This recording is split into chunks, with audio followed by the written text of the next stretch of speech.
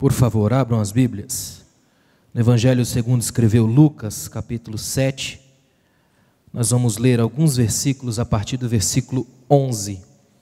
Lucas, capítulo 7, alguns versículos a partir do versículo 11, para uma rápida reflexão que nós faremos aqui essa noite e que eu tenho certeza que falará profundamente ao seu coração.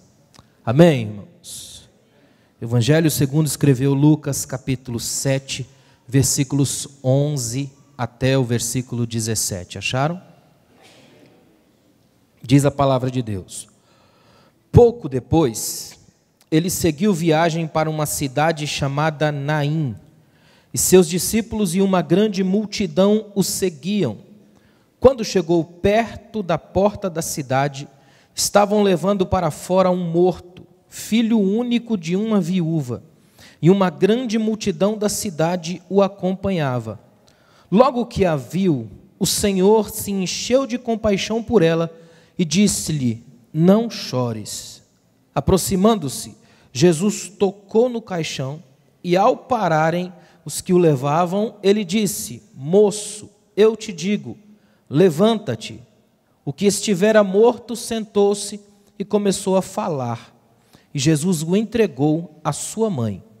Então o medo dominou a todos e glorificavam a Deus, dizendo: um grande profeta se levantou entre nós e Deus visitou o seu povo. E essa notícia espalhou-se por toda a Judeia e toda a região. Amém. Pode sentar. Eu meditei essa tarde sobre esse texto, que é um texto que eu gosto muito, de vez em quando eu volto nesse texto, porque ele, para mim, é grandioso. Acho maravilhosa a forma como Lucas expressou isso aqui. E para mim, esse texto tem a notícia mais extraordinária de todos os tempos. A partir desse texto, e principalmente com essa lógica, a morte não tem mais a última palavra. Esse é o texto, o tema que a gente vai pensar rapidamente aqui essa noite. A morte não tem mais a última palavra. Amém, irmãos? Inclusive, eu quero começar essa reflexão pelo final. O último versículo aí, dá uma olhada no último versículo que nós lemos, versículo 17. Lucas escreveu o seguinte: essa notícia se espalhou por toda aquela região. Irmãos, estamos diante de uma verdade magistral. Essa notícia nunca mais parou. Ela foi se alastrando, chegou até o seu ouvido. Alguém pregou isso para você uma vez, que a morte não tem mais a última palavra. A ressurreição, o poder que invadiu a morte, está nesse texto, se espalhou nessa notícia, chegou em pleno século 21, e hoje nós estamos pregando sobre isso, que Jesus é o Senhor sobre qualquer coisa que nos paralisa, que nos assusta, que nos prende. É tremendo isso aqui. Esse texto tem um poder extraordinário. Essa notícia foi tão forte que, para você ter uma noção, a cidade de Naim só aparece nesse texto no Novo Testamento. E a gente só tem conhecimento dela por causa desse episódio. Eu tive recentemente numa dessas viagens que a gente faz para Israel. Uma coisa me chamou a atenção. No meio do caminho, o guia para o ônibus numa ladeirazinha assim e manda todo mundo olhar para o lado esquerdo. Todo mundo vai para o lado esquerdo, olha e diz: está vendo umas ruínazinhas lá em cima? Ninguém passa lá porque são só ruínas, é muito pequena, mas aquela cidadezinha ali é o que restou de Naim. E todo mundo já sabia por quê, a viúva de Naim, todo mundo falava disso. Interessante que a 4 quilômetros de onde foi o epicentro do ministério de Jesus, havia uma cidade grande chamada Séforis, que tinha 21 anfiteatros, para você ter uma noção. Como Jesus nunca foi lá, ninguém sabe da cidade, ninguém nunca visitou a cidade, mas a Naim, que era desse tamanho, só porque Jesus foi lá, até hoje é parada obrigatória. Jesus foi lá, a cidade entrou na história. É tremendo saber que Jesus vai nos lugares pequenos da nossa vida. Jesus é o Deus que caminha pelos territórios apertados daquilo que nos machuca. Jesus é o Deus que ouve gemidos de mães. Esse texto tem tanta grandeza, tanta coisa, que dá para fazer um seminário sobre esse texto sem problema algum.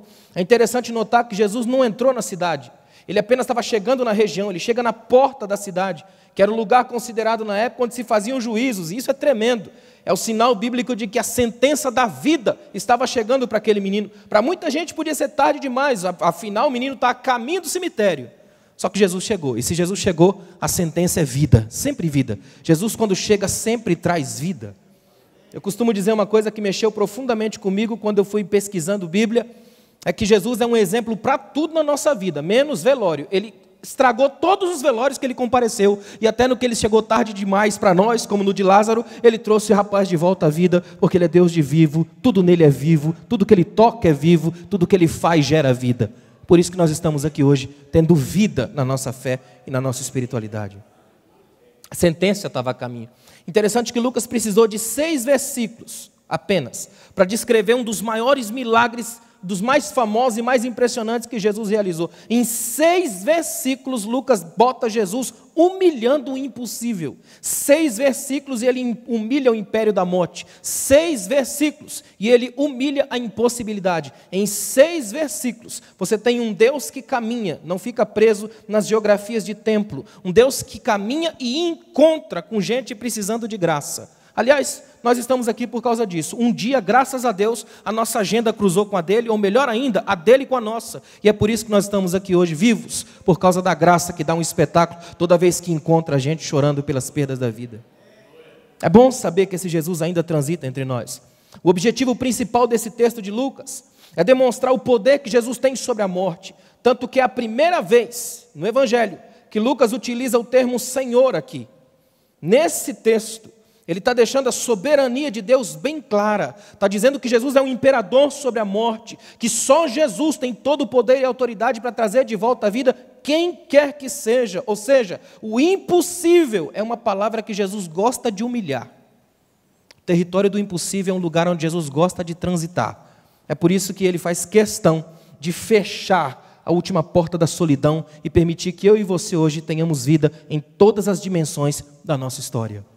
Como é bom saber disso. A morte não tem mais a última palavra. Amém? Eu quero mostrar aos irmãos rapidamente algumas coisas que eu anotei aqui, que eu acho tão importantes para hoje. Algumas lições para a gente aprender na nossa vida. A primeira delas é que é possível encontrar Jesus no meio das minhas perdas. Se há uma certeza na Bíblia que me alegra e me tranquiliza, é saber que esse texto me garante que é possível encontrar Jesus no meio das minhas perdas, no pior dia da minha vida. É possível ter um encontro com Jesus fora dos esquemas asfixiantes de religião. É possível ter um encontro com Jesus fora das agendas pré-marcadas. É possível ter um encontro com Jesus fora das coisas configuradas dentro de um esquema ilógico. É possível ter um encontro com Jesus quando a coisa aperta, quando a morte chega, quando ninguém dá mais jeito, quando não tem mais solução. É possível que nesse dia você tenha um encontro com Jesus. Geralmente a gente acha que primeiro a gente vem à igreja, aí encontra Jesus e aí leva ele para o epicentro das nossas perdas. Às vezes é ele quem chega lá primeiro. E esse texto mostra isso. E de um modo tão extraordinário.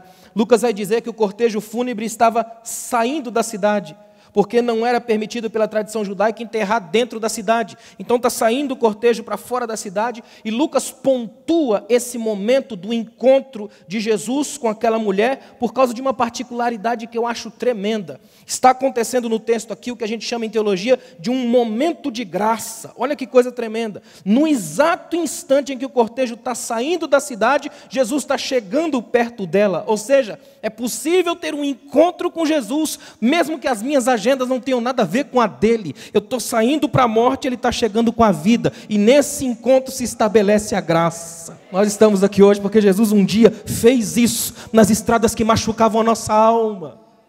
É bom saber que os meus itinerários de vez em quando dão com os de Jesus. Não é tremendo saber que a gente perde muito pela nossa vida e de vez em quando no meio dessas perdas a gente se encontra com Jesus? Interessante que Lucas vai dizer que o menino, o morto, era o filho único de uma viúva. Pensa, a mulher estava rodeada pela realidade cruel da morte. Ela já tinha perdido o marido, agora perde o filho, e a Bíblia pontua que ele era o único. Ela tinha perdido o marido, é viúva, agora perde o único filho, ou seja, ela perde todas as percepções de futuro. É uma mulher que conhecia sobre dor e perda. Ainda bem que Jesus, que é a vida, cruzou o caminho dela. Esses dias eu vi alguém colocou um adesivo no carro: Jesus é vida. Está errado. Jesus não é vida, ele é a vida, completa, irrestrita, total, mesmo que eu já não tenha vida. Ele é a vida, ele pontua, define, tudo parte dele. É tão interessante saber disso aqui, ó. Basta um encontro com Jesus e a nossa história muda. Olha que tremendo, até para quem já não tem história como morto, a coisa vai mudar. Um encontro com Jesus e tudo isso muda. Por quê? Porque Ele é o Deus que entende gemidos, tanto aqueles que são expostos, como aqueles que ficam guardados nos porões da alma. Jesus é o Deus que, quando cruza o meu caminho, me faz entender que sem Ele eu já não tenho para onde ir, nem para onde andar. Sem Ele, o único destino meu é sair da cidade para dentro do túmulo. Com Ele, eu posso sair da cidade na direção do túmulo, mas voltar feliz e vivo, porque Ele reescreve a história das nossas vidas. O texto de Lucas vai mostrar Jesus entrando em cena quando a morte atinge o jovem. É interessante isso. É um jovem, é um rapaz. Jesus faz uma coisa nesse texto, escutem bem o que eu vou dizer. Jesus faz uma coisa nesse texto absolutamente maravilhosa, que para mim, hoje à tarde, vendo isso aqui, esse negócio me trouxe lágrimas nos olhos. Olha que coisa tremenda. Jesus não tenta consolar a mãe com afirmações religiosas técnicas, certezas frias de um profissional. Jesus não olha para a mãe e diz assim: relaxa, seu filho está num lugar melhor, ele foi para a luz. Jesus não encosta do lado da mulher, põe a mão no ombro e diz: calma, eu sei para onde ele foi. Não dá um cartão de Natal para ela. Jesus não tripudia sobre a dor de ninguém. Jesus não é um religioso técnico disposto a mostrar certezas quando ninguém quer. Você já percebeu que nós vivemos numa sociedade que ninguém fala do outro, só de si? Você chega para alguém e fala assim: estou passando por um problema sério. A pessoa nem te pergunta, ela diz: eu já passei por isso. É eu, o tempo todo.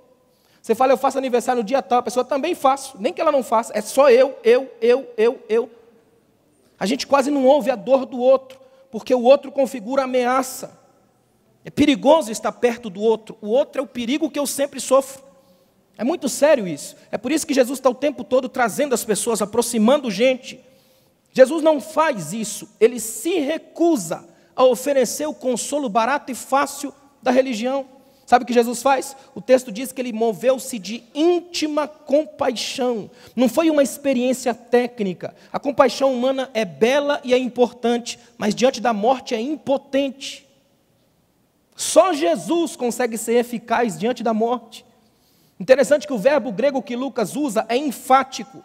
Ele diz assim, ó, como se fosse traduzir ao pé da letra, seria: Jesus sentiu por ela algo nas entranhas, uma comoção interna. O verbo é tão forte de Lucas que ele vai usar de novo no capítulo 15, quando o pai do filho pródigo olha na estrada e vê o filho vindo destruído, subproduto das escolhas erradas. Quando o menino vem só o caco humano, a Bíblia diz que o pai, é Lucas quem escreve e usa o mesmo verbo, moveu-se de íntima compaixão. Não é à toa que no final da parábola do filho pródigo, o pai vai dizer: esse meu filho estava morto, mas voltou à vida. A mesma coisa. Sabe o que o texto está dizendo? O que Lucas está dizendo? Que Jesus olhou para aquele menino com um coração de pai.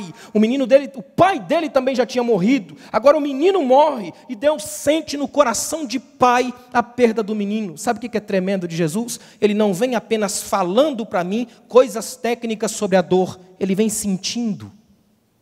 Ele é o Deus que sente. Ele é o Deus que o que passa pela pele toca a alma. Ele é o Deus que enxuga lágrimas. Ele é o Deus que senta no chão comigo quando eu choro. Ele é o Deus que não faz mágicas para me encantar os olhos. Ele é um Deus que passa a mão na alma para sarar feridas internas. Ele é o Deus das revoluções mais profundas que existem. É extraordinário saber desse Deus com tanta capacidade de entrar e se envolver nessa vida. O que faz a morte, escuta isso daqui, ó, o que faz a morte perder não é a técnica, não é o tempo que a gente tem de igreja, não é o falso domínio das circunstâncias, é puramente o amor. Uma coisa que é linda, escuta bem o que eu vou te dizer: quando você ama, você vence a morte. É por isso que as pessoas que você ama, mesmo depois de mortas, não saem da sua memória. O amor vence a morte, ele faz com que a memória permaneça. O que Jesus ensina para nós aqui é tremendo. Se você quiser matar a morte perto das suas relações, ame. Quanto mais você ama, mais você consola com a alma. E quem consola com a alma vive.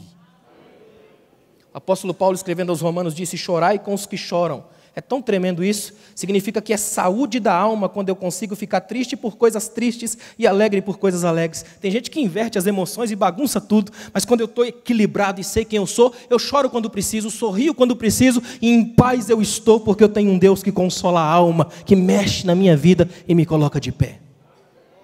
É bom saber que esse Jesus está aqui entre nós. Porque Jesus nos ama, Ele derrotou a morte e aquilo que nos destrói. Ou seja, quando Jesus te salva, Ele não apenas te salva para um pós-sepultura, Ele te salva para um aqui e agora cheio de significado. Jesus nos tira da morte e tira a morte da gente, que é para a gente entender de uma vez por todas que tudo que a gente faz agora é vivo, tem vida e projeta a vida. Tem vivos aqui? Esse é o Deus que a gente serve aqui hoje. É Jesus nos chamando para entender de uma vez por todas a mais tremenda verdade. Um dia, mesmo que seja o pior da vida, Jesus pode cruzar o nosso caminho. Segunda coisa que eu aprendo aqui nesse texto é que tudo aquilo que Jesus toca volta a ter vida. Tudo aquilo que Jesus toca, que a gente leva até Ele, volta a ter vida. É interessante isso. Lucas nos mostra um detalhe que eu acho extraordinário nessa passagem. Jesus não esperou que a mulher ou alguém da multidão pedisse ajuda. Ele não esperou, porque a morte já estava decretada. Para aquela multidão já tinha acabado, não tem nem mais sentido orar, uma vez que o menino já morreu. E se você olhar na sequência do texto, antes, Jesus tinha passado na casa do centurião romano para curar o jovem que estava doente, quase morrendo. Esse aqui já tinha morrido, então ninguém nem ousou pedir. A morte já estava estabelecida, o impossível estava dando o seu humilhante espetáculo, ninguém pediu, mas Jesus agiu. Tem uma coisa que eu acho linda de Jesus, é que Ele não é inútil. Se Ele chegar, alguma coisa Ele faz. Olha que coisa tremenda, tudo que Jesus toca volta a ter vida. Pode ter vida de novo no seu culto, vida de novo na sua família, vida de novo no seu casamento, vida de novo entre pais e filhos, nas relações entre filhos e suas mães. Pode haver vida se Jesus tocar. O toque de Jesus é repleto de vida. Com poucas palavras o morto ressurgiu. Interessante que o texto bíblico diz que o morto ressurge e começa a falar. Jesus foi apresentado por João como o verbo, aquele que fala. E ele chamou o morto de volta à vida e o morto já começa no diálogo, na conversa. Se a morte é o reino do silêncio, a palavra falada é o sinal da vida. É tremendo isso. Jesus chama o rapaz, ele ressuscita, e a primeira coisa que faz é conversar. Olha que tremendo, irmãos.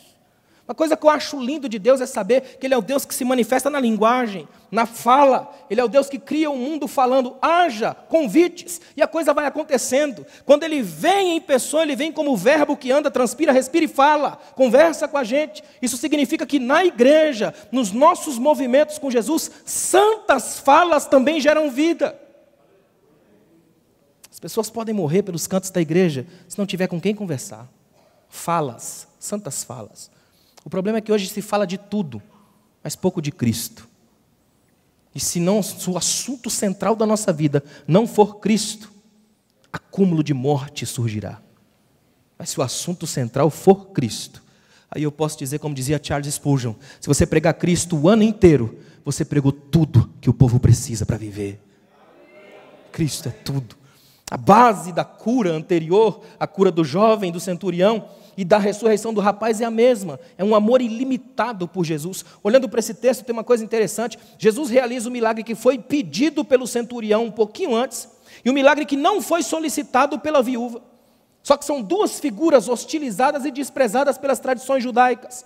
De um lado você tem um centurião romano, que é visto como estrangeiro opressor, o outro repugnante. Do outro lado uma viúva, que agora que também perdeu o filho, é vista como uma condenada ao assistencialismo, eterno Bolsa Família da vida, dependendo de todo mundo. Dois tipos de gente que ninguém na época queria se envolver, e Jesus se envolve. Ele atende o pedido do estrangeiro que ninguém quer, e também atende o pedido nem feito pela mãe que também ninguém queria. Eu louvo a Deus pelo fato de Jesus ser o Deus que anda com aqueles que ninguém quer. É por isso que eu estou de pé aqui hoje, porque Jesus é o único capaz de andar com aqueles que ninguém quer. Ele realiza esse milagre, sabe por quê? Porque Jesus não pergunta quem somos, Ele sabe o que podemos ser. Ele é o Deus que projeta aquilo que podemos ser. Ele não vem pedindo credenciais, pedindo um currículo, quem é que você é. Ele só mostra o que Ele pode fazer em você, o que Ele pode projetar em você. Tanto que o texto que nós lemos enfatiza alguns contrastes que eu acho tremendos. Quer ver? Tem duas multidões no texto. Uma celebra, a outra lamenta. Imagina essa cena aqui, ó. Jesus está vindo com uma multidão com ele. A Bíblia diz que tinha uma multidão com ele. Imagina andar com uma multidão do lado de Jesus. É cego que agora está vendo. É um indivíduo que está andando e era paralítico. É gente que foi curada, gente que teve a mãe curada, o pai curado. É uma multidão que tem motivos para celebrar, cantando, glorificando. Quando vem chegando na entrada da cidade, vem saindo outra multidão curiosamente oposta. É uma multidão que lamenta, que chora. Se a multidão de cá tem um jovem para celebrar que é Cristo, a multidão de lá tem um jovem para enterrar. É um choque de multidões bem na porta da cidade. É interessante que tem outro contraste. A morte destruindo a cadência normal da natureza. Na cadência normal da natureza, os pais morrem primeiro e os filhos enterram. Aqui o menino morre primeiro e vai ser enterrado pela mãe. A cadência normal dos fatos foi destruída. As tradições religiosas como obstáculos ao novo também se apresentam. Não podia tocar no morto, mas Jesus vai lá e toca. A Bíblia diz que ele tocou no caixão. É tão tremendo saber que Jesus faz essas coisas malucas. Ele toca no leproso antes de curar, toca no morto antes de levantar. Ele é o Deus dizendo para todo mundo, ó, eu toco no que é sujo sem me sujar, porque o que está mais sujo do que a mente de vocês não tem. Então eu vou limpar tudo agora, que é para vocês poderem voltar para casa felizes, sabendo que Deus chegou. E quando Deus chega, a morte sai pelo primeiro lugar que ele encontrar. Essa é a glória de Deus. Jesus chega, se estabelece e transforma tudo. É interessante isso. Ele chega, se estabelece e transforma tudo. O choro da mãe vira sorriso, as duas multidões viram apenas uma, o lamento vira celebração, a morte do jovem vira alegria de compartilhar, por isso que ele conversa. Tudo que Jesus chegou mudou perfeitamente. Olha que tremendo. Você tem um cenário de caos, de morte, de crise, de angústia depressiva e de uma projeção de futuro nebulosa, porque a mãe viúva enterrando o único filho, num exato momento em que encontra com Jesus, muda tudo. Se eram duas multidões, agora é uma só. Se todo mundo lamentava, agora todo mundo celebra. A adoração toma conta do ambiente. O texto é tão tremendo que, se eu pudesse traduzir ao pé da letra, aqui no versículo 16, diz que um grande profeta se levantou entre nós, Deus visitou o seu povo. A tradução do termo grego melhor aqui, sabe qual é? Deus está de volta. Deus voltou, ele desceu do céu, entrou na terra e saiu limpando a morte. A partir de agora, os jovens podem voltar a viver. Ele é o Deus que entra na casa dos jovens, na casa das viúvas, atravessa o muro das lamentações, arrebenta as cadeias, as correntes do caos. E a julgar por Hebreus 13:8, Jesus Cristo é o mesmo ontem, hoje, eternamente, ele continua do mesmo jeito, fazendo as mesmas coisas, entrando nos mesmos lugares, olhando as mesmas viúvas, levantando os mesmos jovens mortos. Ele ainda é o Deus que faz as mesmas coisas. Tudo aquilo que Jesus toca volta a ter vida. Isso significa para nós hoje que é preciso permitir que Ele toque em nós. Interessante que geralmente a gente tem aquela sensação de que somos nós quem temos que ir lá. Esse texto desmonta isso, é um Jesus quem vem. A mesma coisa do filho pródigo, é o Deus Pai no meio da rua correndo para abraçar um pecador todo sujo que vem como produto das próprias escolhas equivocadas. Sabe o que esse texto ensina para mim e para você hoje aqui? A morte não tem mais a última palavra, até porque depois de Jesus não falta o que dizer de Deus. Quando você olha para Ele, está tudo lá. Jesus é o rosto de Deus para você ver, é o abraço de Deus para você sentir, é os pés de Deus para te levar a andar. Jesus é tudo de Deus no nada que nós somos. Terceira lição que eu aprendo aqui essa noite é que por causa de Jesus, os meus sonhos mortos podem voltar a viver. Por causa de Jesus, os seus sonhos mortos podem voltar a viver. Por causa de Jesus, sonhos mortos podem voltar a viver. Antes de agir no rapaz, Jesus provoca a fé da mãe. É interessante isso aqui, ó. Preste atenção no âmbito familiar do texto. Quero mostrar algumas coisas a vocês extraordinárias nesse finalzinho aqui, ó. Antes de agir no rapaz, Jesus provoca a fé da mãe. E ele faz isso de uma forma estranha. Ele chega para ela no pior dia da vida dela. Imagina você sendo mãe, você perdeu o seu marido, portanto é viúva, perde seu único filho, portanto toda e qualquer possibilidade de futuro, e aí você está saindo na porta da sua cidade, indo levar o seu filho, não sabe nem como é que você vai voltar, é o pior dia da sua vida, gente chorando, lamentações, lamúrios por todos os lados. Aparece um rapaz de mais ou menos 30 anos que você nunca viu na vida, com um monte de gente gritando, celebrando, que tem nada a ver com a sua dor, e tudo que o rapaz tem a dizer para você é: não chora não. Não chores. Não é uma expressão estranha para dizer no momento desse? Jesus resolve fazer um movimento espetacular por uma coisa estranha. Não chores. Deus costuma dar ordens estranhas em momentos esquisitos para só então libertar o impossível. Ele é o Deus que tem modus operandi completamente diferente do nosso. Ele não respeita as nossas cartilhas. Ele não está nem um pouco interessado em saber como é que a gente supõe que Ele vai fazer. Às vezes eu acho interessante pessoas orando, tentando dar para Jesus o modus operandi da vida. Senhor, se o Senhor fizer assim, assim, assim, vai dar certo. A sensação que eu tenho é que Jesus fala, você não faz ideia do que está acontecendo no mundo. Nós ainda sofremos dessa síndrome de Jó, de reclamar muito, até Deus se aproximar e falar um monte de coisa, e Jó dizer, eu tapei a minha boca, ou seja, cessaram os meus argumentos, eu não tenho nada para dizer. Deus se apresenta, fala muito, não explica nada e resolve tudo. A mesma coisa acontece aqui no texto. Jesus se apresenta e diz para ela, não chores. Interessante que o texto é tão tremendo, que antes da expressão não chores, tem o Deus que sente. Ele se moveu de íntima compaixão. Eu tenho certeza absoluta que o que ele olhou nos olhos dela e o que ela viu nos olhos dele foi tão tremendo que fez com que ela se desmanchasse ali para ele. É Jesus dizendo para ela, eu senti a sua dor, eu sei o que é a sua perda, eu sou um Deus que te respeita no momento do caos, que não quero forçar você a ser como os outros que andam comigo e que tem motivo para celebrar. Eu sei que você agora não tem e sei que você agora tem o direito de chorar, mas eu cheguei o direito para aqui. Não chores, olha para mim e você vai ver o que eu vou fazer. Talvez hoje você esteja chorando por algo ou por alguém que você perdeu. Talvez hoje você esteja angustiado com algumas perdas. As pessoas ao seu redor até tentam te aconselhar, consolar, mas fracassam. Porque as pessoas não conseguem ouvir o desespero, porque muitas vezes o nosso grito está preso na garganta. Só Jesus consegue ouvir os gritos do silêncio. É por isso que é tão tremendo saber que Jesus não é um Deus que fica fechado dentro das lógicas de tempo de igreja das 7 às 9. Geralmente quando fecha aqui, apagam as luzes, trancam as portas, graças a Deus Ele vai para casa com a gente. Ele é um Deus que fica nas madrugadas frias, Ele é um Deus que fica quando ninguém mais está perto, Ele é o Deus que fica quando todos os WhatsApps da vida estão desligados, se é que acontece isso. Ele é o Deus que permanece quando todo mundo sai. Ele permanece. E porque Ele permanece, nós permanecemos. Essa é a alegria que nos conforta aqui hoje. Jesus dá uma ordem interessante, eu estava observando isso aqui, ó, ele dá a ordem de não chorar antes de levantar o rapaz. É interessante isso. Ele busca a fé na palavra dele, a confiança no caráter dele. Jesus está quebrando a lógica oportunista do ver para crer. Com Jesus é o contrário, eu creio para ver e só então adoro. É tremendo isso.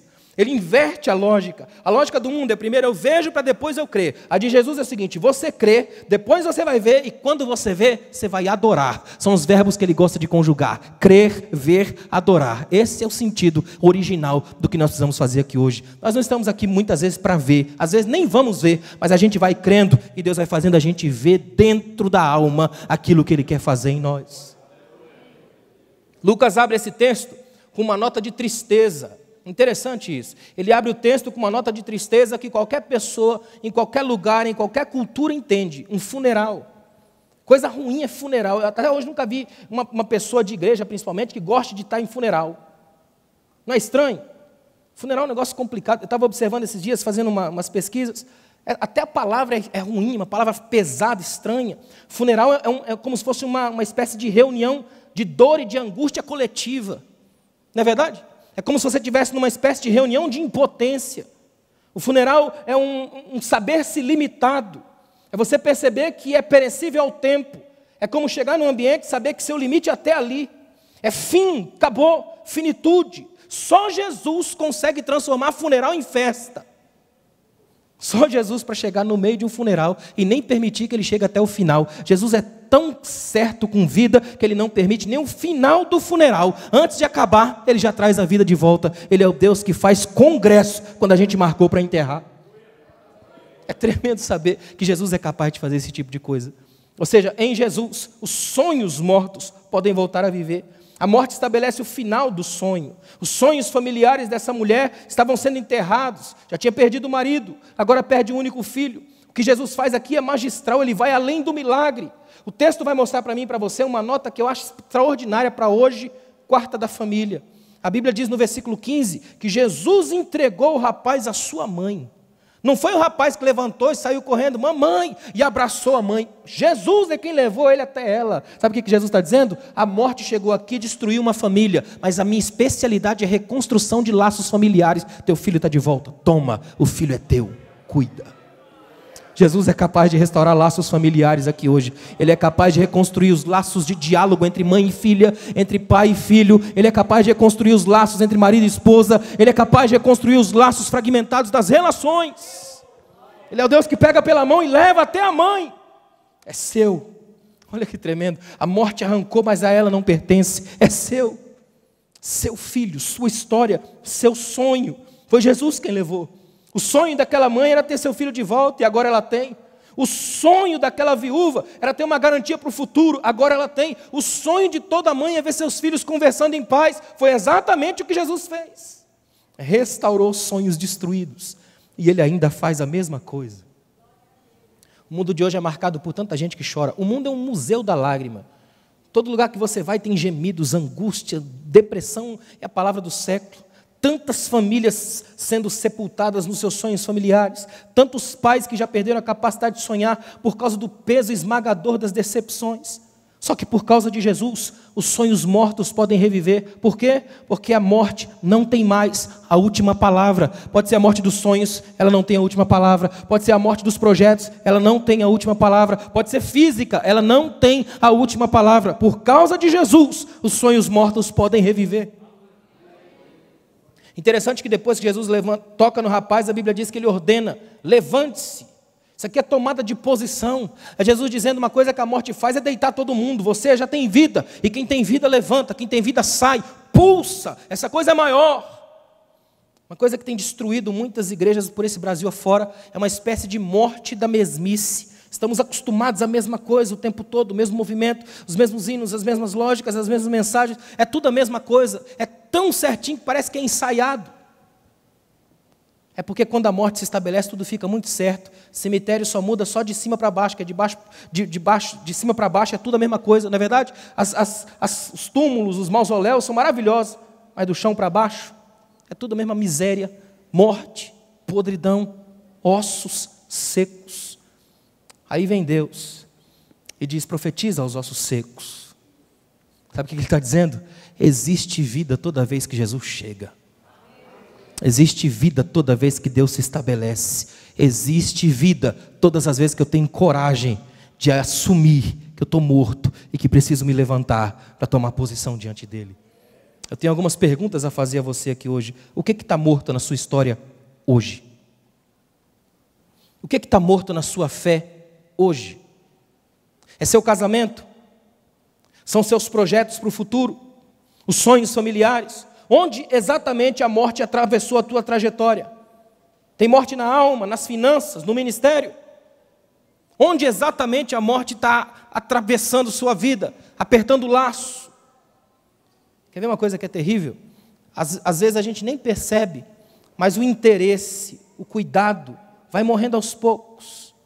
Mário Quintana, um poeta extraordinário, escreveu que o que mata um jardim não é o abandono, é o olhar desinteressado de quem por ele passa.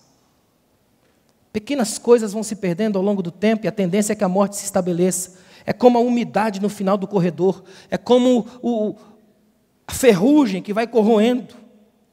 Tanta gente que entrava na igreja e louvava a Deus com todo o coração e toda a alma, e aos poucos a coisa foi entrando, o ferrugem da vida foi tomando conta, e quando pensou que não está morto, sem vida, tem uma multidão do lado, mas não é uma multidão que lamenta ao invés de celebrar. Tem até um caminho para ir, mas é caminho de cemitério.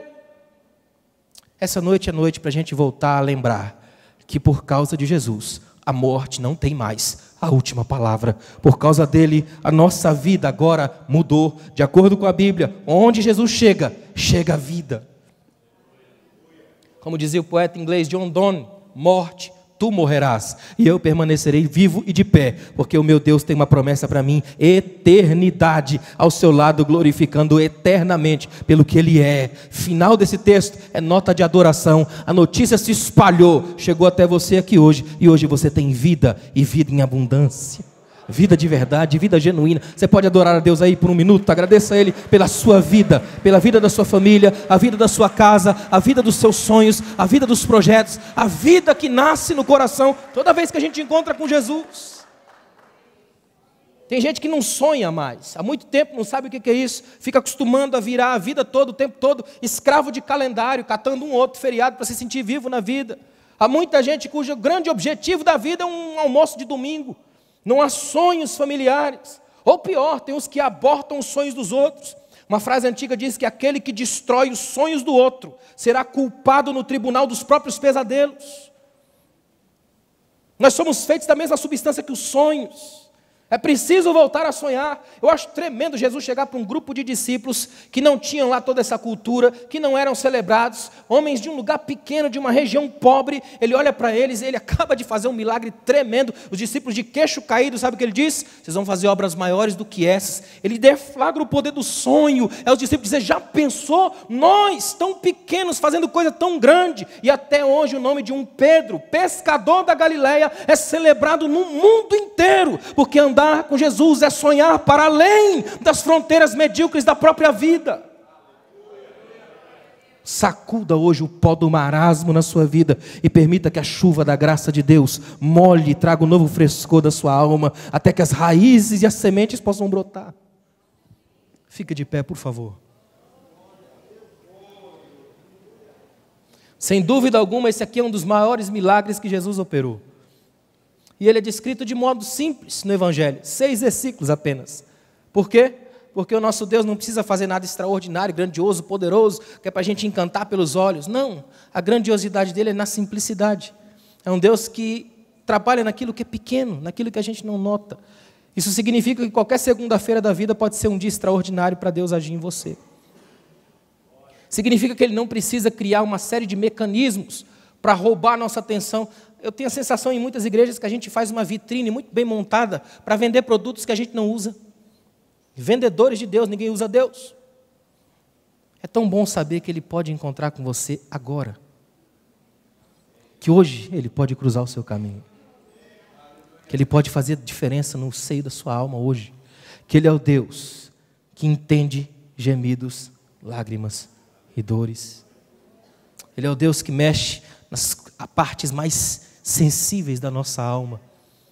Eu acho tão tremendo saber que Jesus faz isso. Esses dias, olhando na Bíblia, uma coisa me encantou tremendamente. Jesus pega um grupo de mulheres, eu acho extraordinário isso, de madrugada, um grupo de mulheres que juntam perfume, incenso e mirra, o que deu um trabalho imenso na época, que era difícil achar esses perfumes, essas coisas, e essas mulheres conseguem juntar esse produto todo e marchar de madrugada para o cemitério. Olha o que elas estão fazendo, levando perfume para o cemitério. Delicadeza pura, é um culto belo, é beleza, é grandiosidade. O que Jesus faz, irmãos? Jesus é tão tremendo que Ele respeita o ato de delicadeza das mulheres. Um Deus que entende o feminino. Jesus sai do túmulo e deixa os lençóis dobrados, o sonho de toda esposa.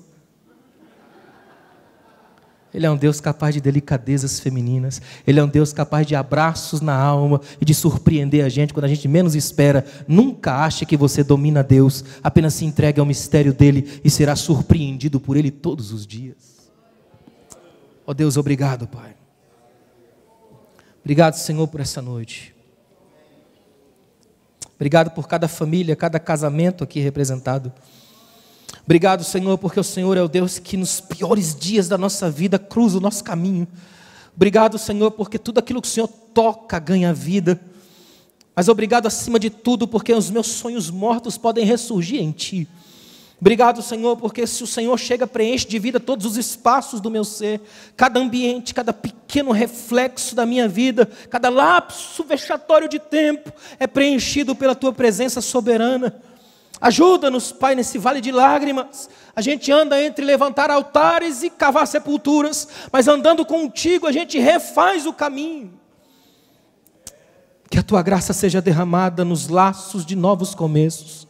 Que a gente saia daqui hoje com novas surpresas, com novidade de vida, experimentando o ar da Tua graça, até a gente sair daqui, Senhor, triunfantes, glorificando ao Senhor, porque a morte não tem mais a última palavra. A palavra é a palavra da vida, é a palavra do recomeço, é a palavra da restauração, de que é possível sonhar de novo, de que ainda é possível cantar a canção da vida, e saímos daqui, Senhor, celebrando, adorando e exaltando o Teu nome, como aquela multidão fez. Deus está de volta, e a Tua palavra nunca falha. Muito obrigado, Pai, em nome de Jesus, amém.